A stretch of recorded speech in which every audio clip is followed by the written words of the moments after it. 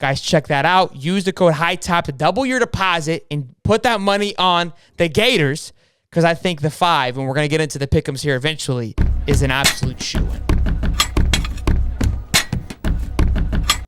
In my opinion. To say the least, and we'll chat about it here in a minute. But my gosh, 5 points. It's almost like, I don't know. We'll talk about it. Yeah, let's break this down here. Put in 50 and up to 200 after week 1. My bookie is the best. Let's go, Gator Gang. Love to hear that. Let's go get some cheddar. Let's go get some more cheddar for the boys. So we did some digging. I watched some film. We'll film, the highlights from Kentucky. Look, kind of broke some things down. Few things that I'm concerned about Kentucky. Few things that I'm not. Few things that I'm concerned about is Will Levis is still Will Levis. I think the guy can throw. His QBR for week 1 was trash, which was like 49.2 or something like that. And I mentioned that too a few weeks ago, that his QBR hasn't been the greatest. The hype that we keep hearing is a little, it's strange. Miami, Ohio's quarterback, Miami had a higher QBR this past weekend. Now, the one thing I will say about Will is that his O-line is utter garbage, okay? If you take a dumpster and you put it on fire, I would still take the dumpster fire over the Kentucky's O-line because of how bad their O-line is. So at least the dumpster fire would get in the way, I mean, they got to run around the dumpster. They'll block a few, right? So that's part of his failure on the field at the moment. The guy can sling a football, and he's got the guy Tavian Robinson, who reminded me of like a Percy. Look, I'm not comparing him to Percy, but reminding me of a Percy or a Kadarius Toney, where it's like, look, they're an athlete. They're gonna make a play. They're gonna make it happen once they catch the ball. Because a lot of his plays were yards after yak. His yards after catch were insane. The guy would catch a little bubble screen and just take it down the field. He was explosive. That's gonna be something that concerns me. That concerns me because we didn't see a lot of work from the cornerbacks and DBs against Utah because they were just feeding their tight ends. So we don't know how those guys are going to react, right, on those bubble screens. We did see a few. We wrapped it up fairly well. Somebody mentioned in the comments that Rashard Torrance didn't tackle well. He wasn't tackling at his finest, I will say that. So that's what concerns me, is that Will can throw the ball. Outside of his QBR not being the greatest, outside of his interception, and his interception, I did see the interception, to me, was one that it's like, look, it was a lazy pass. It was off his back of his foot. It was quick. It was him being lazy. Does him playing Miami, Ohio have a reason for that? Him just kind of being lazy and just tossing it out there? Because it was one of those plays where the cornerback kind of set back and bit and was able to pick it off. But he can't throw the football. The guy's comfortable in the pocket. He can hit his passes. And I didn't feel like Cam Rising was that guy. He can definitely dump it off to his tight ends, but he wasn't throwing zips or darts to the wide receivers, and that's where Will could really eat us up. Again, the O-line is trash. They're thin at running back. I know we got flack on this from the Utah. They are actually thin at running back. Their running back that is going to be playing this weekend, we haven't seen much of. Now, if you're a Kentucky fan, how we were last week, there's a positive in that. We don't know what to expect with that guy. We haven't seen him, so we don't know what he can or cannot do. We're like, they're thin, he's young, but what if he's the next coming of Jesus? Then none of that matters anyways, right? One, again, the O-line is going to be a factor for them. Their defense, I mean, Miami, Ohio kind of gave it a little bit of a run. They really did, and they were kind of moving the ball for a little bit. The other thing I want to talk about too is last year we lost to Kentucky. Everyone remembers that. It was in Kentucky. We lost 13-20. If you pull up those stats, I have the stats here, just because it's very frustrating. If you look at the stats from last year, we won in everything. We won in total yards from 382 to 224. Same amount of turnovers. We had more first downs, 21-13, which is ironic because that was the score. Possession, we had 36 minutes to 23 minutes. There's no reason we should have lost this game. Rushing yards, our number one rushing was Emory Jones, which obviously is an issue in itself with 63 yards. Rodriguez was their number one guy who's not playing this week. So Will Levis was 7 for 17 for 87 yards, an interception, and a touchdown. I mean, we're worried about this guy going in. I'm not. And look, I'm not trying to get too ahead of ourselves, right? Because, and I'm going to let you go, Steve. I know I'm kind of on a rambler right now. It's your team, baby. There's something that I talked about too on Monday, and Billy talked about it today in his press conference of this is pressure, right? And he goes, I love pressure because when I take with pressure, it turns to an opportunity for me. So this is an opportunity for us to step up, because here's the problem. Last week we were the underdogs, we had the chip on our shoulders, and everybody doubted us. This week we're supposed to come in and railroad these guys, essentially, right? I mean, Kentucky is now us. They're thin at running back. They look like crap against week 1. and they didn't move a slot while we jumped up, 20 plus spots in the ranking. And so now Kentucky's coming in feeling disrespected because they're projected to go 11-1 this year. So that's going to be something that's going to be interesting to see how Billy manages that relationship. How does he manage from 1 week being the underdogs and the chip on the shoulder to now you're supposed to be the man? You're supposed to be the Heisman winner, right? Future Heisman winner, future, possibly SEC East competitors now, all within a matter of a week. How do you manage that change? That's what's going to be fun to see from the Billy perspective against Kentucky. Go ahead, Steve.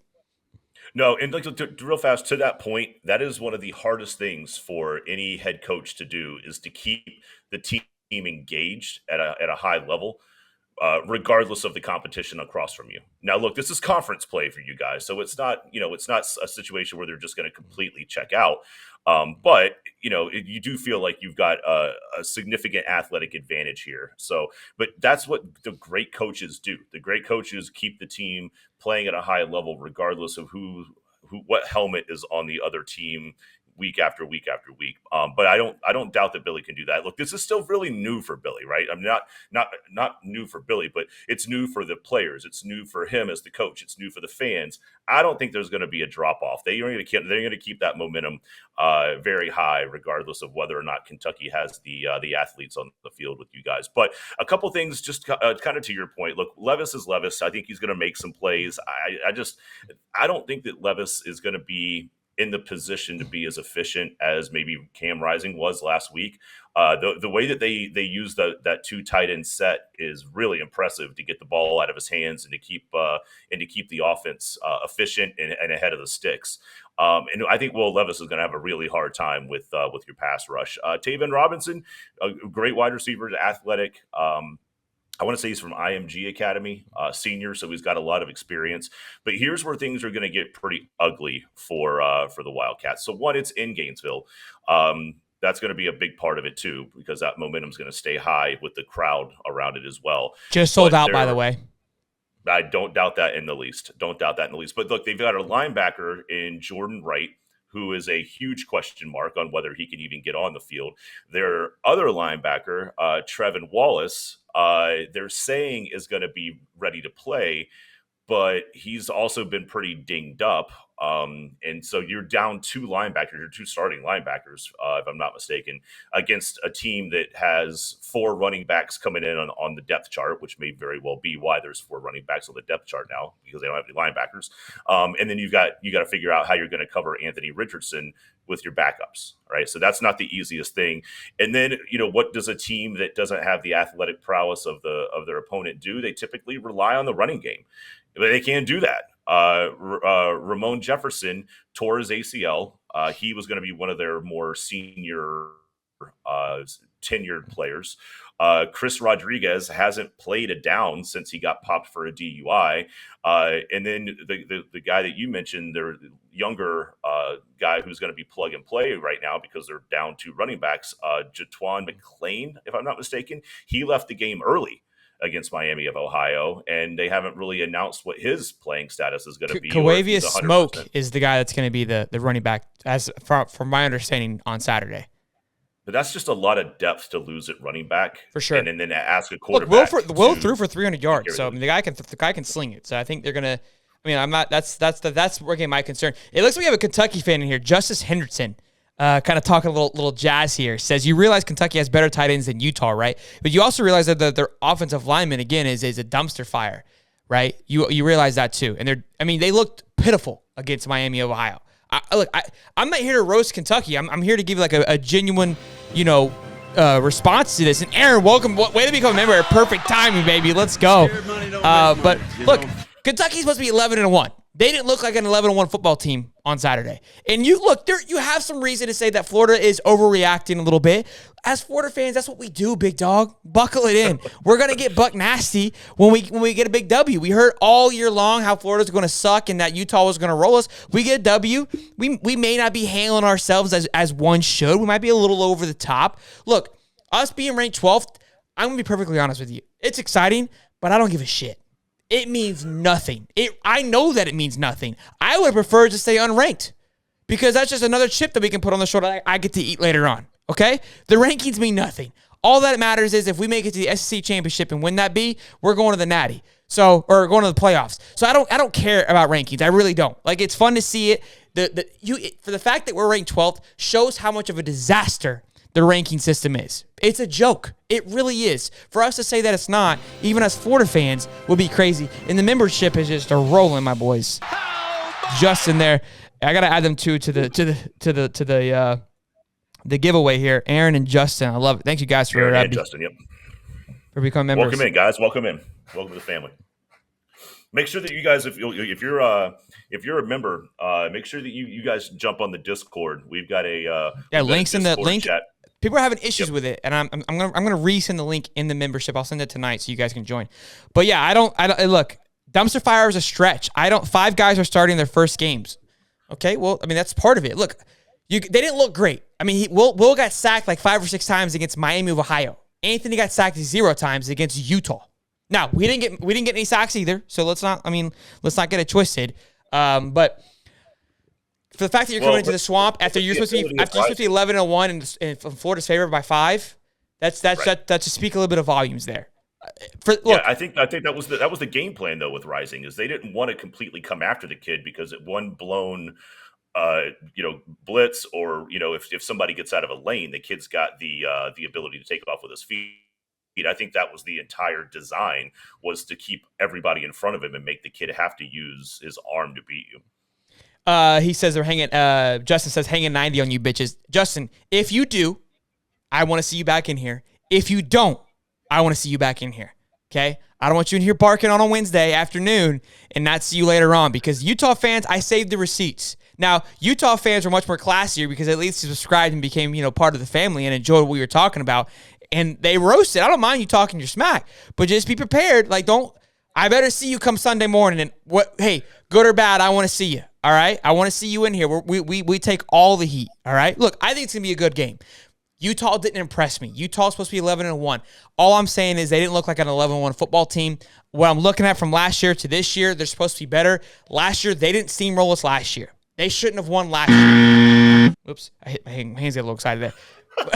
Florida, you just canceled yourself. Yeah, Florida should have won that game last year. It blows my mind that we lost that game. But we got real quick here. We got some love from my boy Chris Sola. Let's go, big dog. What did he say here? There it is. What the fuck is super chat? Florida's secondary can lock down Kentucky's wide receiver, and no Utah tight ends are. Oh, that is true. Utah's tight ends are way better. So Papa, piss off, eh? Papa, piss off. Yeah, to say that your tight ends are better than Utah's is just that's blasphemy. Okay, like that's insanity. I'm not saying that Utah's tight ends aren't good. I'm not trying to say that, Kentucky's. But Utah tight ends, those guys are going to be #1 draft picks in fantasy next year, without a shadow of a doubt. Those guys are freak of natures. I would love to have them on our football team. Now they're not Georgia's tight end by any stretch of the imagination, but they are good. OG Walker, yes, that is the staple of the cast on Wednesday as a Bud Light. You got a few shots you got to do for the boys for becoming members. I'm doing them every time. Oh, it's shots. Oh gosh, I've been knocking back one of these every time somebody hops on. Justin, subscribe. Thank you, Justin. Appreciate it. Kentucky fan. We're a happy family here. All right, we love to talk smack. I think a healthy smack talking is good. So I bring it on. We encourage it. As you can see, Daniel Riviera is a big Georgia fan. Part of why I like doing these videos is because hopefully we expand the family and have you guys come in and give us your 2 thoughts. I expect to see you on Sunday, win or lose, to give us either jazz or take the jazz. That's how we do it here, okay? Humility at its finest, boys and girls. But we promise you guys, we all know who saw the video from Saturday. We get buck nasty if we win. I'm not claiming that we're not obnoxious assholes when the Gators win. I'm not saying that at all. We 100% are. Now, I'll acknowledge it a few days later that I could have probably acted a little bit better, but at the time, you're going to have to just get what you're going to get. All right? That is what it is. Anybody who's brand new here, welcome to the stream. Make sure you guys drop a like. Also, subscribe. And if you want to become a member, we are doing a giveaway for 2 Gator tickets this afternoon at the end of the show. So make sure you guys join there. The link's in the description. And real quick, I do want to say a quick little thing here. We're over 300 people in the chat, which is really incredible. Steve and I have been doing this just for a little bit over a year, and it's really cool to see how far we have come. I remember when the first time that we went live, I think there was like 10 people in the chat. 8 of those being probably our wives, moms, and close friends, and probably our own phones were pulled up. And I remember when we hit 20, we were ecstatic. I remember hopping off the cast, just flexing, screaming, and yelling, fired up, going, oh my. A few chats later, we hit 50. We lost our shit. And now we have an incredible family. We have members, over almost 70 members in here. We hit over 600, not just the other day on Sunday, and now we consistently hit over 300. The love and support from all of you guys has been unmatched and unreal. It really has. I mean, you guys have supported everything that we've done, everything we've put out. Your honesty, your roasting has been incredible. And look, we're not saying this because it's over. It's not like this is a walk-off speech or anything like that, but simply to say we're just getting fucking started, boys. So buckle it in. Let's go, baby. The content is only going to get more incredible from here. We're going to fire it the fuck up and do as much as we possibly can to pump out the coolest, funnest shit that you guys have seen to make sure that you guys are subscribing. The button is worth it. All right? So I just wanted to say that because you guys are incredible, and I don't know how else to say thank you enough because it's been really cool for us. Absolutely. We said it from early on, if we do, all we want to do is just build this little stupid family where we can talk about sports, we can talk about football, we can give each other a hard time, we can make jokes, we can just be one another with everybody that wants to be a part of it with us. And it's been an absolute amazing ride so far. Some of the folks that we chat with off the cast are absolutely hilarious. At the end of the day, man, like this has been an amazing year and a half. And look, we're past talking time. It's football season. We are so pumped to have everybody here with us. Showtime, baby. And we just got another member, Garrett Bula. Way to earn your wings, Garrett. Let's go, baby. Got to add you to the. What's cool here too? We do a duck race. We've been doing a duck race since the beginning.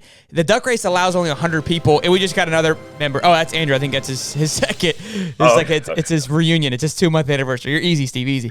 Real quick though, Pimpin' Patty says if you need a Discord manager, I have one. Pimpin' Patty, email me please because I do need one. I'm not the best with it.